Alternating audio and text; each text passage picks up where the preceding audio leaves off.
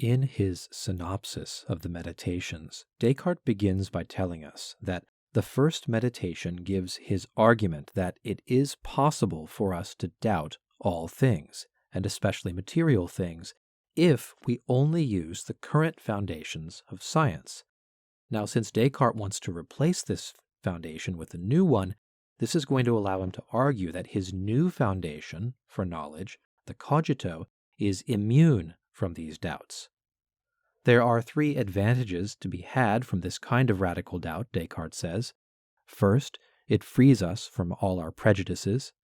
Second, it makes it easier for us to retreat from the senses.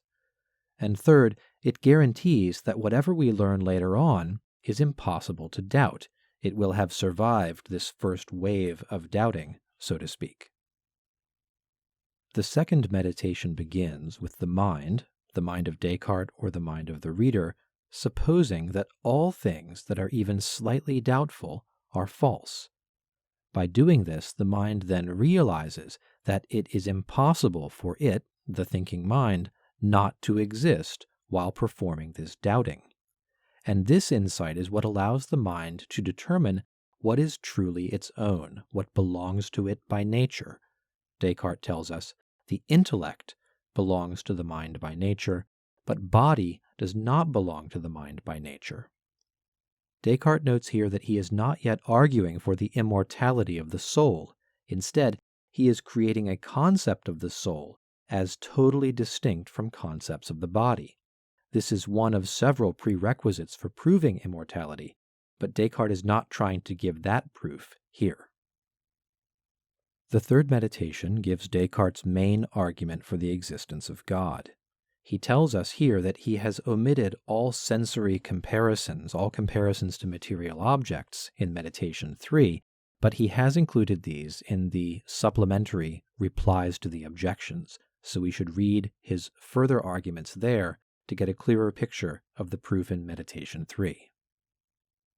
In the fourth meditation, Descartes proves that everything we clearly and distinctly perceive is true, and explains the nature of error and falsehood.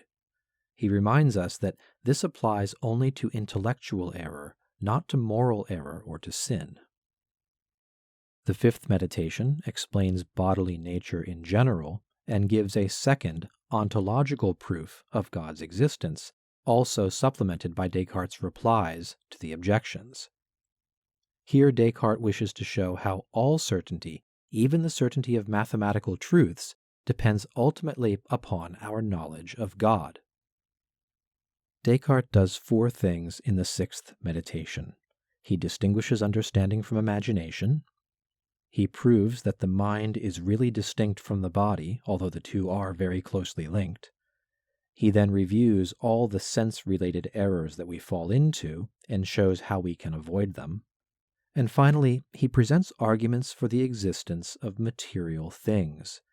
But it's important to know his motivation here. He tells us he is not giving these arguments in order to prove to us that material things exist. Everyone already believes that, he says. He presents these arguments in order to show that these arguments are inferior. They are less firm and less certain than the arguments we've already heard about the knowledge of the mind and the knowledge of God.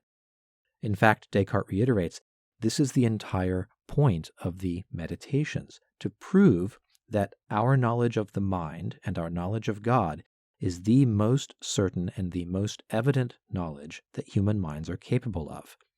So we should keep that in mind as we're reading the meditations.